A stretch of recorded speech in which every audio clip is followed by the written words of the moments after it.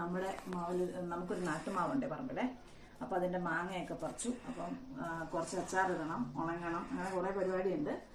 ഇതിപ്പോൾ നമ്മൾ ഉലുവ മാങ്ങയ്ക്ക് വെച്ചേക്കണം, നെടുപ്പോട് കൂടി വെച്ചിട്ടുണ്ട്. ഇതിപ്പം നമ്മുടെ കോട്ടയംകാരുടെ സ്പെഷ്യൽ അല്ലാത്ത, കോട്ടയത്ത് വലിയ പരിചയമില്ലാത്ത വയനാടൻ തുറമാങ്ങ ഫേസ്ബുക്കിലൊക്കെ കണ്ട് കുറച്ച് നേരമായിട്ട് പൊതിക്കാൻ തുടങ്ങിയിട്ട് അപ്പോൾ ഒന്ന് ഉണ്ടാക്കി നോക്കാമെന്ന് വിചാരിച്ചു. അപ്പോൾ ഉലുവ മാങ്ങ എങ്ങനെയാണ് ഉണ്ടാക്കുന്നത് നോക്കാം. നമുക്കതിനൊക്കെ ആവശ്യമായത് മെയിനായിട്ട് വേണ്ടത് ഉലുവ തന്നെയാണ്. നമ്മളൊരു 8 കിലോ മാങ്ങ എടുത്തിട്ടുണ്ട്. അതിന് ആവശ്യമുള്ള ഇൻഗ്രീഡിയൻസാണ് ഞാൻ എടുക്കുന്നത്. അതായത് ഒരു 1/2 കിലോയോളം ഉലുവ വറുത്ത് പൊടിച്ചെടുത്തിട്ടുണ്ട്.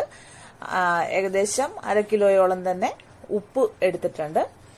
അതുപോലെ തന്നെ മുളക് പൊടിയും എടുത്തിട്ടുണ്ട്. 1/2 കിലോ മുളക് പൊടി എടുത്തിട്ടുണ്ട്.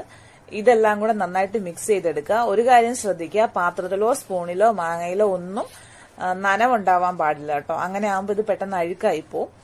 അതുകൊണ്ട് നന്നായിട്ട് മിക്സ് ചെയ്ത് മാങ്ങ 2 സൈഡും പൊളന്നെടുത്തിട്ടുണ്ട് കണ്ടോ.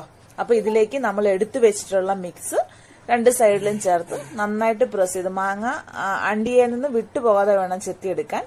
അപ്പം നന്നായിട്ട് പ്രസ് ചെയ്ത് ഭരണിയിലാക്കി വെക്കുക കേട്ടോ. അപ്പൊ ഓരോന്നും അടുക്കി വെക്കുക.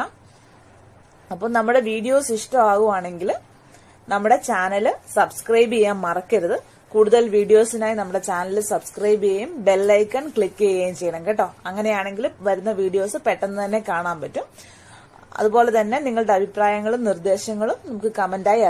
നമ്മൾ മാങ്ങയെല്ലാം ഇങ്ങനെ തന്നെ നിറച്ച് വെക്കുക. അത് നമ്മൾ എടുത്തു വെച്ചിട്ടുള്ള ഭരണിയിലേക്ക് നിറച്ചിട്ട് ഇതിന് മുകളിലേക്ക് ഒരു തുണി അല്ലെങ്കിൽ ഒരു വാഴയില നല്ലെണ്ണയിൽ മുക്കി ഇട്ട് അടച്ച് നല്ല ഭദ്രമായിട്ട് അടച്ചു വെക്കാം.